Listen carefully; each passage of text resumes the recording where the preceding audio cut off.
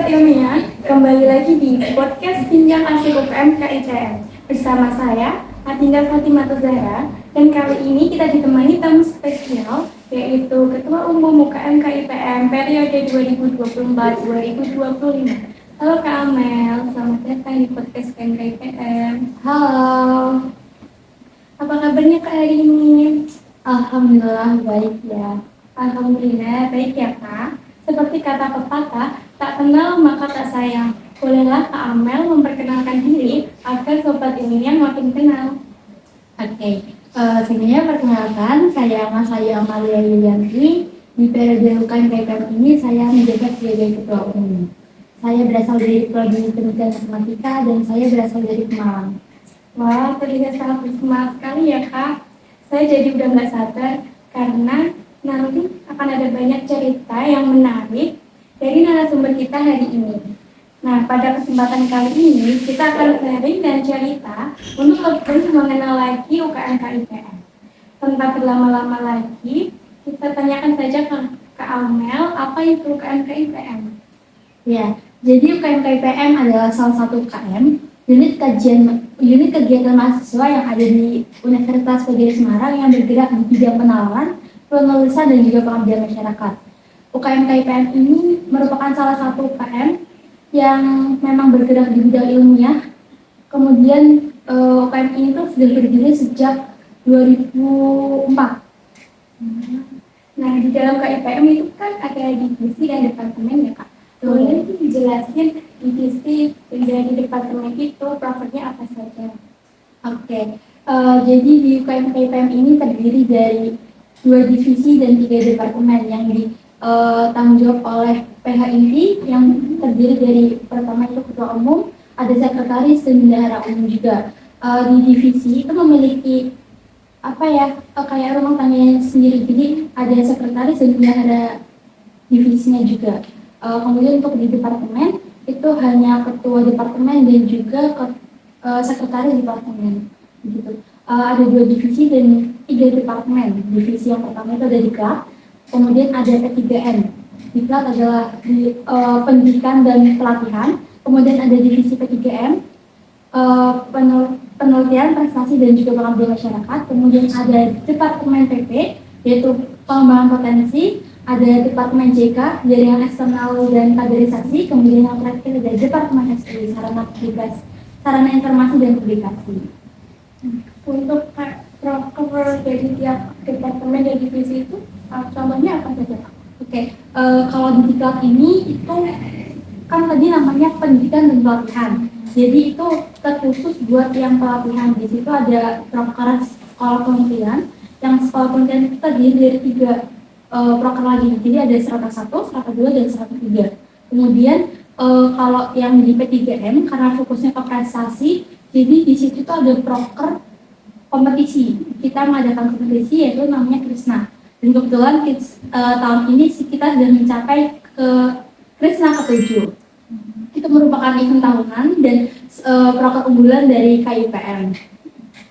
Kemudian di P3M melalui juga tadi ada kan namanya prestasi, penelitian dan pengabdian masyarakat. Itu ada pengabdian masyarakatnya. Kemudian di Departemen PP itu berfokus pada pengembangan potensi. Jadi di PP itu ada proker, rubrik dan diktif. Rubrik itu ruang belajar KTI dan juga ada diktif, diskusi kreatif dan kritis dan kreatif. Kemudian yang di Departemen JK jaringan kaderisasi dan jaringan eksternal dan kaderisasi. Jadi departemen ini yang menaungi untuk hubungan kita ke eksternal, seperti misalnya mengurus studi banding, terus kegiatan penerimaan anggota baru, juga misalnya kita ada hubungan sama UKM-UKM luar juga dari JK ini yang mengurusi. Kemudian di Departemen SPI, mereka yang mengurus semua informasi dari UKM KPM, dia yang memegang sosial media, YouTube, Instagram, dan segala macam. Tadi kan ada rubrik dan fiktif ya Kak. Namanya unik sekali ya Sobat Ilmiah. Nah, kegiatannya di situ seperti apa Kak?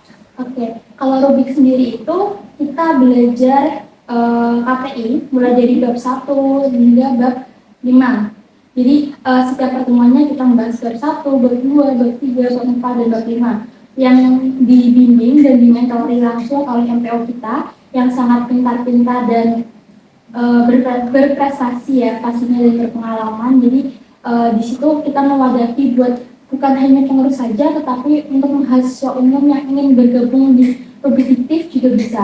Kalau tadi Rubik ruang belajar KTI, untuk diktifnya itu diskusi kritis dan kreatif. Jadi setiap pertemuannya itu kita diberi satu topik dan ketika kegiatan kita diminta untuk apa ya seperti melakukan debat gitu terkait topik yang diberikan. Jadi melatih public speaking dan juga berpikir kritis para pengurus dan juga mahasiswa umum yang bergabung.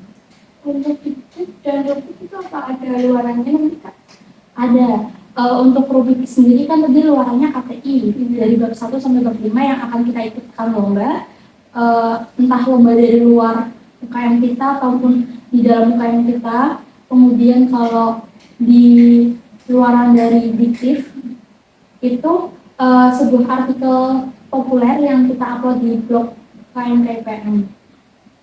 Selain itu kan juga di Diktif ini kita bisa menghasilkan esai kan, esainya yang kita apa ya, kita jadikan satu sebagai karya dari pengurus, kemudian kita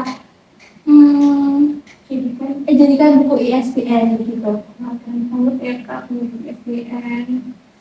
Terus untuk kegiatan dari SPI itu apakah hanya kayak sarana publikasi atau ada pelatihannya juga?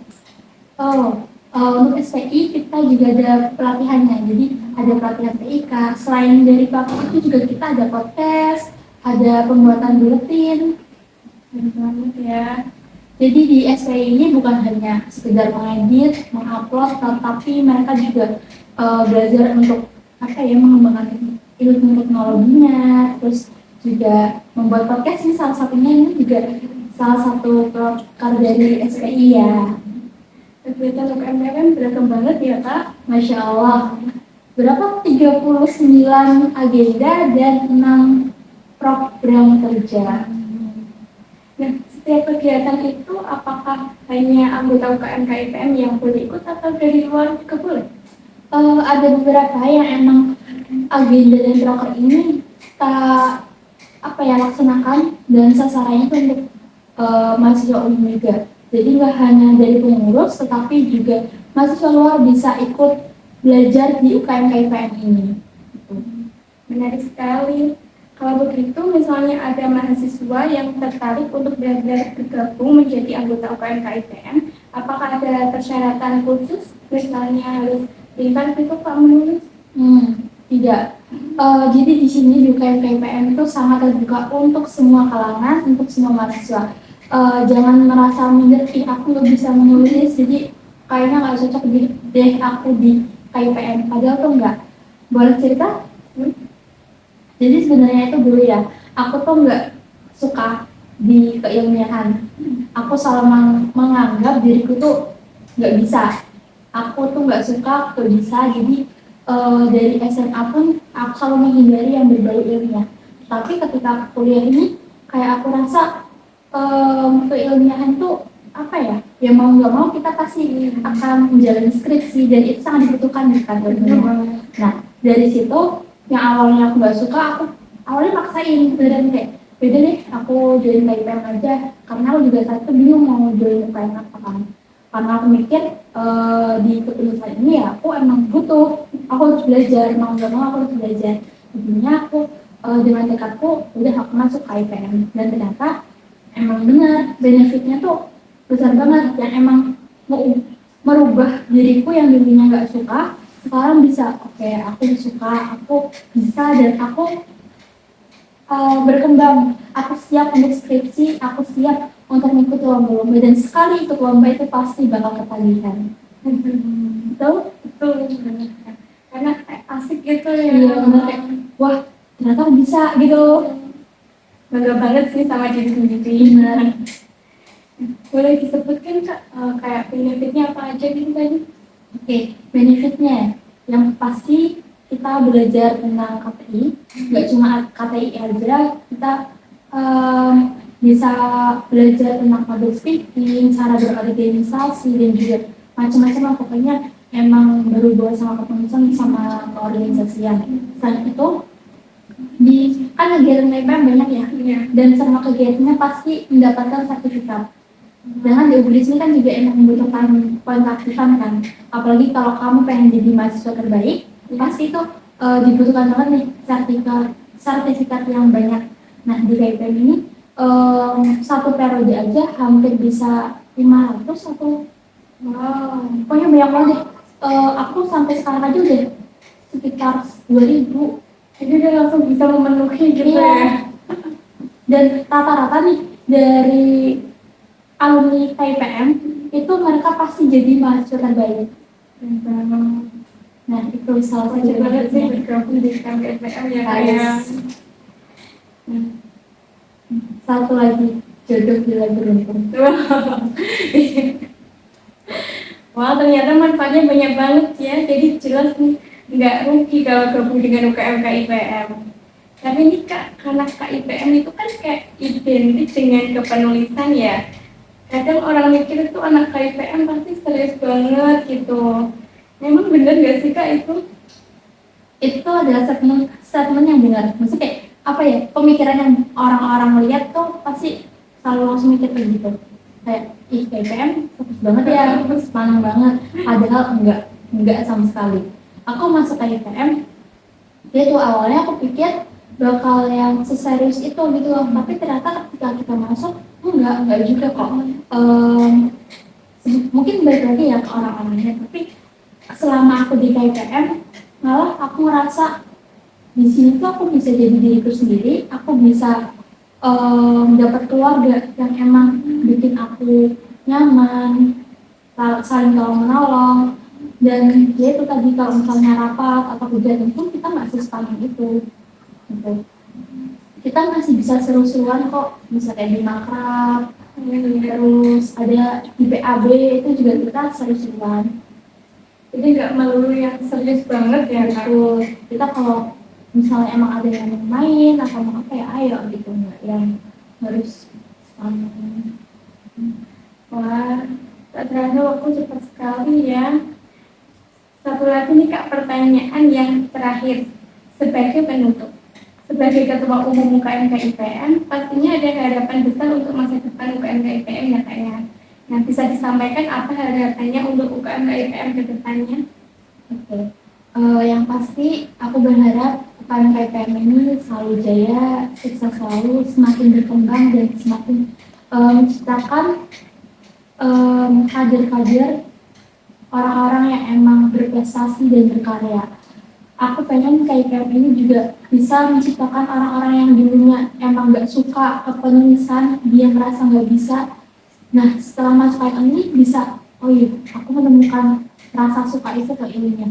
Karena ketika kamu menjadi seorang peneliti itu pasti apa ya, kayak benar-benar ningkatin antara public speaking, berpikir kreatif, berpikir kritis, ya itu juga emang berkembang semua. Jadi ketika kamu jadi peneliti, kamu bisa menjadi orang yang emang siap untuk menghadapi masalah-masalah yang datang. Wah, harapan yang sangat inspiratif ya.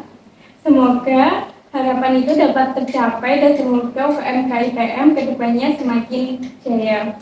Amin. Terima kasih banyak Kak Amel untuk waktunya dan obrolan yang sangat menarik ini.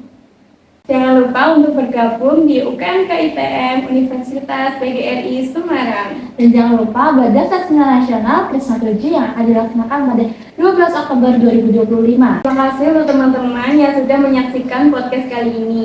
Jangan lupa untuk terus mengikuti podcast UKM KIPM dan jangan lupa juga subscribe channel YouTube UKM KIPM agar tidak ketinggalan video menarik lainnya. Sampai jumpa di episode podcast selanjutnya.